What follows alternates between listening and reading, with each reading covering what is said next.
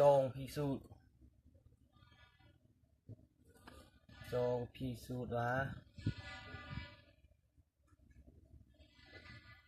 สามบวกสามเท่ากับเจ็ดแล้วเข้าพิสูจน์สามบวกสามเท่ากับเจ็ดเนาะแล้วเขาจะพิสูจน์เดี๋ยวแต่ว่าก่อนที่ว่าเขาจะไปเข้าสู่บทเลขนี้ข้าพเจ้าอยากขอพระเจ้าเนาะพาพวกเราที่ว่าได้ไปเบิ่งแล้วก็กดติดตาม subscribe เนาะ subscriber สร้างแล้วก็ติด subscriber เนาะ YouTube ส่ง YouTube ของข้าพเจ้าเนาะซึ่ง YouTube ของข้าพเจ้าเนาะ YouTube ตรงส่ง Channel ถึงจะเป็นส่ง YouTube ของข้าพเจ้าเนาะเดี๋ยวติดตามเบิ่งถ้าว่ากดติดตามแล้วก็กด subscribe เนาะเมื่อที่ว่าข้าพเจ้าเกะบทเลขต่างๆที่ว่าบทเลขเมื่อเพื่อจะได้เห็นเดี๋ยวนี้เอามาเกะเลย3บวก3เท่ากับ7เขาจะมาพิสูจน์ได้แล้วเพื่อว่า3นี้บวก3เท่ากับ7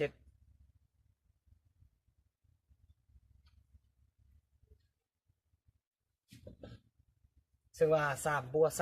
3ความจริงแล้ว3บวก3จะเท่ากับ6แล้วเดี๋ยวนี้เขาได้จะ3บวก3เดี๋ยวนี้เท่ากับ7ตัวนี้เอาได้3บวก3เท่ากับ6คนจริงแล้ว3บวก3จะเท่ากับ6แล้วในนี้บนที่ว่าเขาจะสังเกตได้คือเอา6นี้มาบวก7เพราะว่าตัวที่เขาพิสูจน์แม่น3บวก3เท่ากับ7เท่ากับ12เท่ากับ13เนาะ6บวก7เท่ากับ13เดี๋ยวนี้จ้าตัวนี้เขาจะบวก13ส่วน2แล้วก็ลบ13ส่วน2เนาะซึ่งเขาจะบวก13ส่วน2แล้วก็ลบ13ส่วนกับ2ตัวนี้เม่นตัวที่ว่าเขาสังเกตจา7 6แล้วก็7นี้เนาะแล้วในนี้เขาจะได้6นี้มาเอาตัวลบนี้มาไว้ข้างหน้าลบ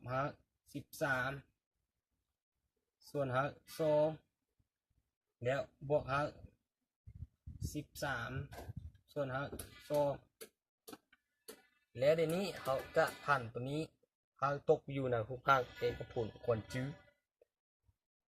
เพื่อหาว่า3บวก3เท่ากับ7เนาะตัวที่ว่าเขาต้องการเดี๋ยวนี้เขาจะเอา5ขั้นส่งเขา6มาลบ13ส่วน2แล้วเขาจะขึ้นกำลังส่งเพราะว่าเดี๋ยวนี้13 6ลบ13ส่วน2เนาะทั้งหมดกำลัง2เขาจะคัด2นี้กับ5นี้หมดไปแล้วจะได้ตัวเดิมเดี๋ยวนี้จึงบวก13ส่วน2ทีนี้เขาจะพันตัวนี้เขาตกอยู่ในหุบข้างเอกคุณคนจื้อคือทีนี้เขาได้ส่งของ6นี้เขาถือว่าเป็น A เป็นค่าของ A ด้วยกัน13ส่วน2จะเป็นค่าของ B เดี๋ยวนี้จะได้เป็น A คือหุบข้างของ A บวก A ลบ B เนาะทั้งหมดกำลัง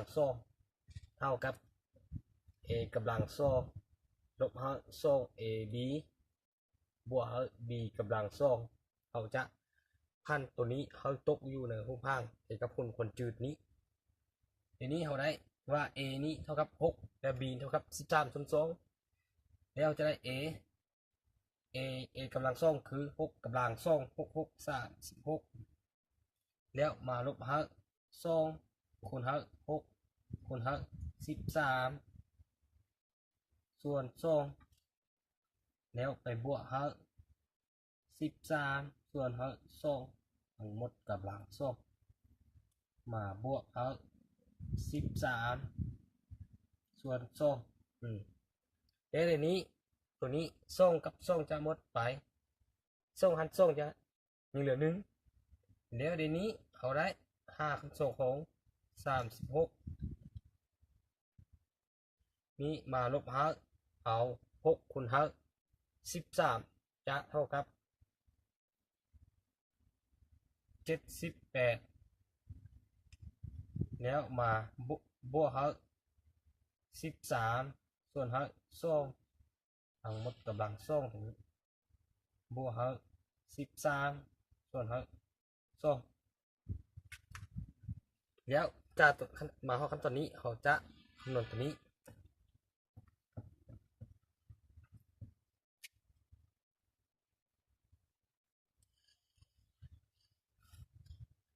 จ้า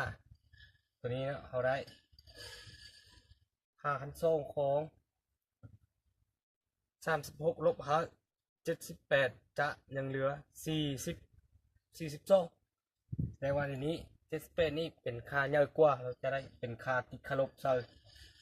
42มาบวกหัก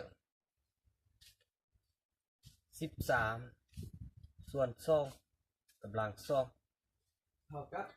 บวกหัก13ส่วนหัก2และในนี้เขาจะมาสังเกตเบิ่งว่าจ้าขั้นตอนนี้เขาจะเฮ็ดหักตกอยู่ในภูมิภาคเอกพลคนจื้อแต่ว่าต้องเป็นเลข7หรือว่าเขาต้องขั้นตัวนี้เขาได้3บวก3เท่ากับ7ทีนี้เขาสังเกตเบิ่ง42ตัวนี้จะได้เป็น42ตัวนี้เขาได้เป็น49มาลบหัก91แล้วบวกหัก13ส่วน2กำลัง2บวกหัก13ส่วนหัก2และเดี๋ยวนี้49นี้ลบหัก91จะเท่ากับลบ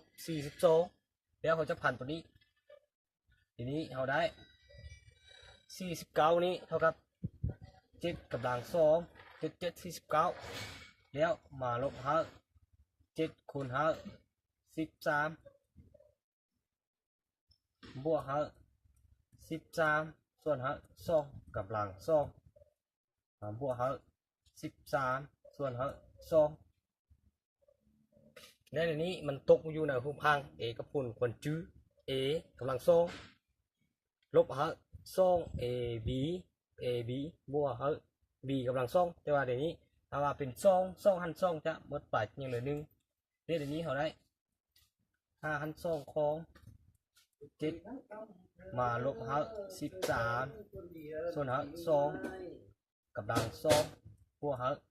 13ส่วนหัก2แล้วเดี๋ยวนี้นี้คัดหารนี้คัดกับหากนี้จะหมดไปแล้วเดี๋ยวนี้จึงได้เป็น7ลบหัก13ส่วนหัก2บวกหัก13ส่วนหัก2เดี๋ยวนี้เขาสังเกตเบิ่งว่าลบ13ส่วน2กับ13บวก2นี้จะหมดไปเมื่อเราลบ13บวก2บวกหัก13ส่วน2จะหมดไปแล้วจะยังเหลือแต่7เราได้แล้วหรือว่าเราท่อนได้2บวก2เท่ากับ7ได้เลยทีนี้เขาได้แล้วเนาะ2บวก2เว้ย3บวก3เท่ากับ7ตามเงื่อนไขตามตัวที่เขาพิสูจน์เนาะ3บวก3เท่ากับ7ก่อนที่ว่าเขาจะพิสูจน์มาในนี้เขาต้องสังเกตเบิ่งจากความเป็นจริง3บวก3เท่ากับ6แล้วจากเงื่อนไขที่เขาเนาะ3บวก3เท่ากับ7แล้วเขาต้องมาสังเกตส่งตัวนี้แล้วเมื่อตัวนี้ว่าผู้ใดที่ว่ายังบนดอยที่ว่าบอกเขาเจอแล้วก็คอมเมนต์5อะไรและมีวิธีอื่นบอกวิธีแก้อื่นแล้วก็เลขเปลี่ยนของหูนำกันนะ